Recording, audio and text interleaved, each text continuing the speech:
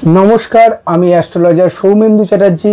আমার astro mission পেজেতে এবং YouTube চ্যানেলে আপনাদেরকে স্বাগত জানাই। তো আমি আবার চলে এলাম নতুন একটি ভিডিও নিয়ে। আমি এর আগে সংখ্যাতত্ত্ব ছাড়াও আমি আরেকটি ভিডিও করেছিলাম যে রাশি লগ্ন এইসব নিয়ে, এবং নক্ষত্রের যে 12টি ভাবে যে 27টি নক্ষত্র যেভাবে বন্টন হয়ে থাকে এইটা নিয়েও বলেছিলাম, এবং রাশিদের ভাব তত্ত্ব গুণ বর্ণ দিক এই বিষয় নিয়ে আমি কিন্তু এর আগে আলোচনা করেছি। এটাও আমি একটুখানি বলে রেখেছিলাম যে যেখান থেকে লগ্ন ধরা হয় সেই লগ্নটাকে 1 নাম্বার ঘর বলা হয়, এবং 1 নাম্বার ঘর থেকে অ্যান্টি ক্লকওয়াইজ গুণে যেতে হয়। আজকে আমি আলোচনা করব কি না, এই লগ্ন ভাব থেকে 12টি ভাবের আমি বিশ্লেষণ করব। লগ্ন হচ্ছে আমাদের দেহ, মাথা, শরীর, পরমায়ু এবং ব্যক্তির স্বয়ং নিজের যে ঘর, সেই ঘরটাকে লগ্ন ঘর বলা হয়। লগ্ন যদি আমাদের খারাপ হয়ে থাকে, লগ্নের ভাব যদি খারাপ হয়ে থাকে, লগ্নে যদি কোনো খারাপ গ্রহ থেকে থাকে, আমাদের কিন্তু শারীরিক অনেক সমস্যা দেখা দেয়। আমাদের একটা সমস্যা দেখা যায় কেরিয়ারে, বিবাহিত জীবনে, সর্বক্ষেত্রে শরীরে রোগ জ্বালা ব্যাধি এই সমস্ত কিন্তু সমস্যা থাকে। যদি লগ্ন স্থান যদি প্রথম ভাব যদি ভালো হয়ে থাকে, কিন্তু সেই জাতকের কিন্তু অনেক ভাব গন্ডগোল থাকলেও সেই লগ্ন ভাবের জন্য ভালো হলে কিন্তু সে কিন্তু খুবই ভালো হয়ে থাকে, এবং সে কিন্তু সেই সমস্ত প্রতিকূলতার মোকাবিলা করতে পারে। এরপর চলে আসছি আমি দ্বিতীয় ভাবে কি না, দ্বিতীয় ভাব হচ্ছে ধন কুটুম বাণী, মানে আমাদের ধন সম্পদ, সঞ্চিত ধন সম্পদ কেমন থাকবে। সঞ্চিত ধন সম্পদ মানে আমার কিন্তু আর্নিং না, আর্নিং হচ্ছে আমাদের ইনকাম থেকে, আয় স্থান থেকে, এই স্থান বলা হয় দ্বিতীয় ভাবকে।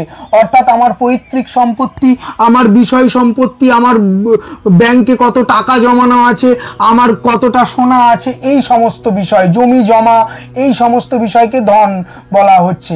এবং তাছাড়া হচ্ছে কি বলা হচ্ছে, কুটুম্বের স্থান, আমাদের আত্মীয় কুটুম্বের সঙ্গে কি রকম সম্পর্ক থাকে।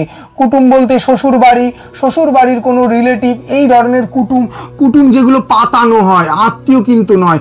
আত্মীয় হচ্ছে যেগুলো আমাদের ব্লাড রিলেশন। তাহলে কুটুম্বের সঙ্গে কি রকম আমাদের সম্পর্ক থাকবে।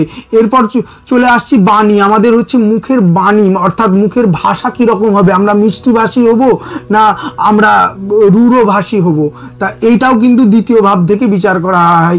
এরপর চলে আসি 3 নাম্বার ভাব। 3 নাম্বার ভাবকে বলা হয় পরাক্রমের ভাব, ভাতৃস্থান, ভাইয়ের ভাব। এবং আমাদের এই 3 নাম্বার হাউস থেকে আরেকটা বিচার করা হয় যে আমাদের পরমায়ু কতটা, সেটাও কিন্তু বিচার করা হয়, কারণ অষ্টম হচ্ছে 3 নাম্বার হাউস। তাহলে এইখানে 3 নাম্বার হাউসেরও কিন্তু প্রচণ্ড গুরুত্ব আছে। তাহলে 3 নাম্বার ঘর থেকে কি পেলাম, ভাই, ভাতৃশক্তি, সাহস, পরাক্রম, এইগুলো কিন্তু আমরা পাচ্ছি। 3 নাম্বার হাউসেরও কিন্তু প্রচুর গুরুত্ব আছে।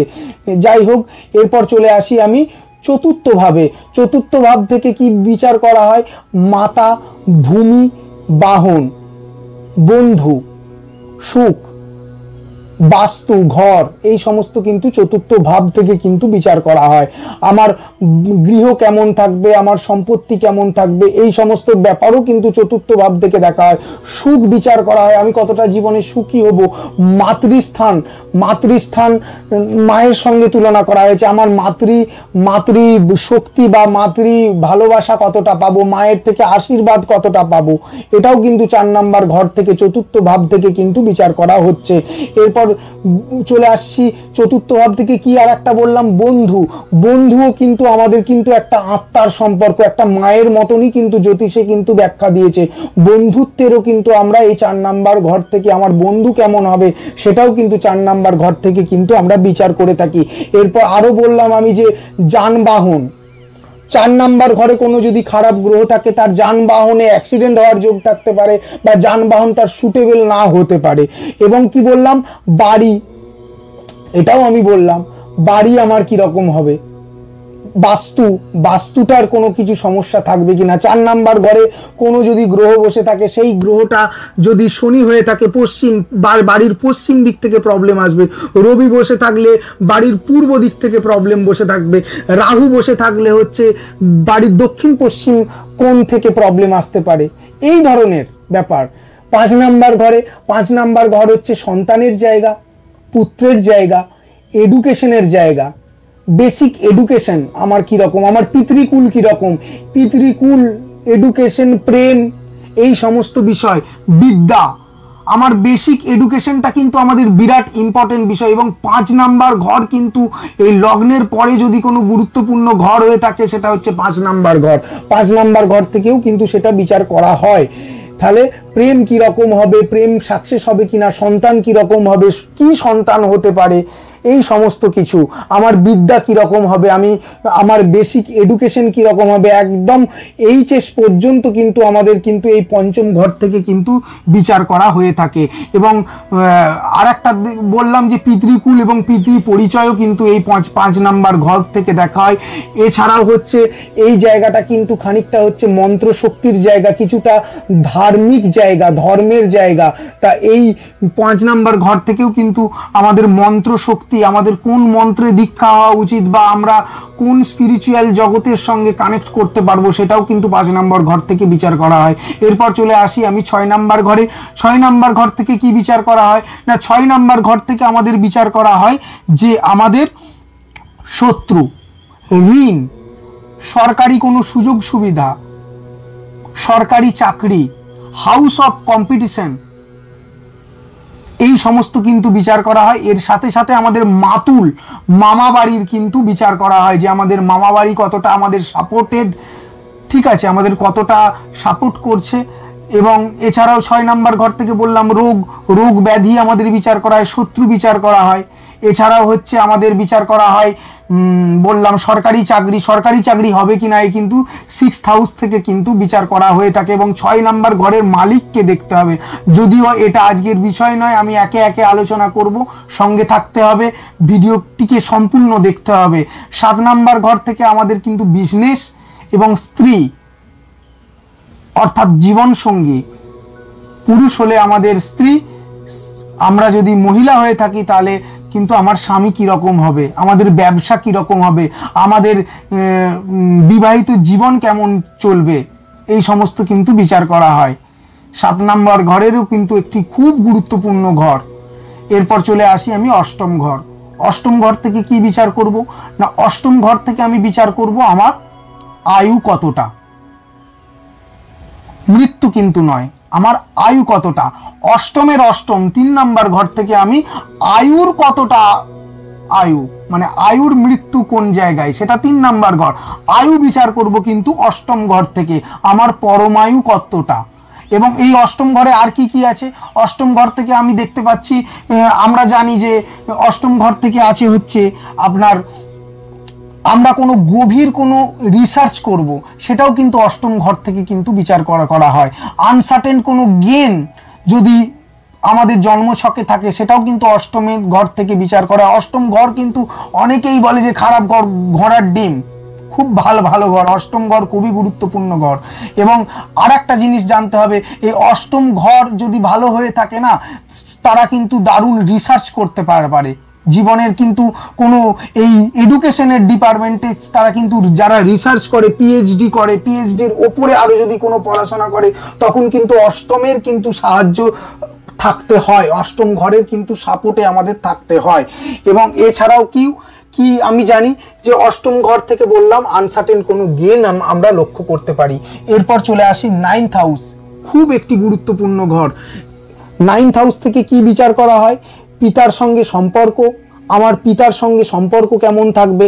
এবং 9th হাউস থেকে বিচার করা হয় আমার ধর্মস্থান, আমার স্পিরিচুয়াল অ্যাক্টিভিটি কেমন, আমি কতটা ভালো মানুষ কি খারাপ মানুষ, আমি ধার্মিক কিনা, এটাও কিন্তু 9th হাউস থেকে বিচার করা হয়। এবং সর্বাপেক্ষা আমরা যেটা নিয়ে সব জায়গায় ছুটোছুটি করি, আমাদের ভাগ্যটা কীরকম হবে, সেই ভাগ্যটাও কিন্তু এই 9th হাউস অর্থাৎ 9 ভাব থেকে কিন্তু বিচার করা হয়, 9ম ভাব থেকে কিন্তু বিচার করা হয়। 9ম ভাব এবং নবম পতি দুটোই কিন্তু ইম্পর্টেন্ট, এটা কিন্তু আমাদের খেয়াল রাখতে হবে। এরপর চলে আসি আমাদের দশম ভাব নিয়ে। দশম ভাব থেকে আমাদের কর্ম এবং পিতার পরিচয় বিচার করা হয়। আপনি দশম ভাব থেকে আমাদের কর্ম এবং পিতার পরিচয় বিচার করা হয়। আমার চাকরি কি রকম হবে, আমার পিতা কি রকম, এই বিষয়গুলো কিন্তু আমাদের বিচার করা হয়। তারপর চলে আসছি আমি 11 নাম্বার ভাব অর্থাৎ একাদশ ভাব, 11th হাউস। এই ভাব থেকে কিন্তু আমাদের আয় বিচার করা হয়। আমরা বিভিন্ন সেক্টর থেকে আমার চাকরি কি রকম হবে, আমার পিতা কি রকম, এই বিষয়গুলো কিন্তু আমাদের বিচার করা হয়। তারপর চলে আসছি আমি 11 নাম্বার ভাব অর্থাৎ একাদশ ভাব, 11th হাউস। এই ভাব থেকে কিন্তু আমাদের আয় বিচার করা হয়। আমরা বিভিন্ন সেক্টর থেকে কি কি লাভবান হব সেইটা বিচার করা হয়। এবং কি না আমাদের এই 11 ভাব থেকে কিন্তু 11 নাম্বার একাদশ ভাব থেকে কিন্তু আমাদের কি বিচার করা হয়, হায়ার স্টাডি বিচার করা হয়, আমাদের উচ্চ শিক্ষা। ঠিক এইচএসের পর থেকে, গ্র্যাজুয়েশনের পর থেকে ঠিক আমি কতদূর পড়াশোনা করব, এই মাস্টার ডিগ্রি করব কিনা, মাস্টারের পরবর্তী হায়ার স্টাডি করব কিনা, এইগুলো কিন্তু একাদশ ভাব থেকে বিচার করা হয়। আমাদের কিন্তু একাদশ স্থানের কিন্তু মানে প্রচুর গুরুত্ব, আমাদের এই জায়গাটা থেকে কিন্তু ইনকামও বিচার করা হয়। আমি কতটা আর্ন করব, আমি কতটা ইনকাম করব, সেটাও কিন্তু এই একাদশ ভাব থেকে বিচার করা হয়। একাদশ ভাব কিন্তু খুবই একটি গুরুত্বপূর্ণ ভাব। আমি আরো একাদশ পতি সম্বন্ধে আলোচনা করব এর পরবর্তী ভিডিও, সঙ্গে থাকবেন অবশ্যই। তো চলে যাচ্ছি আমাদের শেষ আলোচনায়, যে 12 নাম্বার ঘর, দ্বাদশ ভাব অর্থাৎ 12th হাউস। 12th হাউস থেকে কি বিচার করা হয় না 12 নাম্বার ঘর থেকে আমরা বিচার করি আমাদের বিদেশ যাত্রা। আমি বিদেশ যাত্রা করতে পারবো কিনা, আমি বিদেশে গিয়ে সাকসেস অর্জন করব কিনা, আমার এইখান থেকে আরো আর একটা জিনিস বিচার করা হয় যে এটা কিন্তু মোক্ষের ঘর। এই ঘর থেকে কিন্তু এই ঘরে যদি কোনো মোক্ষকারক গ্রহ যদি বসে থাকে, সম্ভবত কেতু সর্বাধিক মোক্ষকারক গ্রহ বলা হয়, কেতু যদি বসে থাকে এই জায়গায় কিন্তু দারুণ ফল দেয়। আমাদের এইটাকে শেষ জন্ম ধরা হয়, যার জন্মচকে ভালো কেতু বসে থাকে আমাদের কিন্তু সেটাকে শেষ জন্ম ধরা হয়। এবং এই ঘর থেকে কি ধরা হয়, আরো ব্যয়ের স্থান ধরা হয়।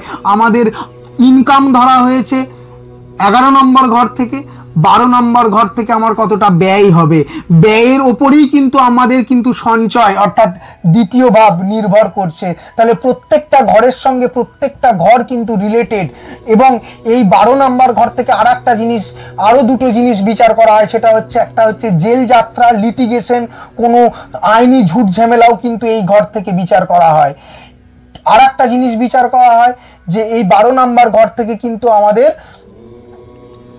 ব্যয়, জেল যাত্রা এবং হসপিটাল, আমাদের কতটা হসপিটালে খরচা হবে আমাদের জীবনে, মানে আমাদের ব্যয়, হসপিটাল খরচাটাও তো একটা ব্যয়, লিটিগেশনে ফেসে যে আমাদের আইনি ঝামেলাতেও ফেসে যাওয়াও একটা ব্যয়। তাহলে এই সমস্ত ব্যাপার আমি আজকে কিন্তু 12টি ভাব নিয়ে আলোচনা করলাম। পরের ভিডিও আসছে 12টি ভাবের মালিকদের নিয়ে আলোচনা করব, অর্থাৎ অধিপতিদের নিয়ে আলোচনা করব। সঙ্গে থাকবেন। ভিডিওটি ভালো লাগলে লাইক করুন, কমেন্ট করুন, শেয়ার করুন।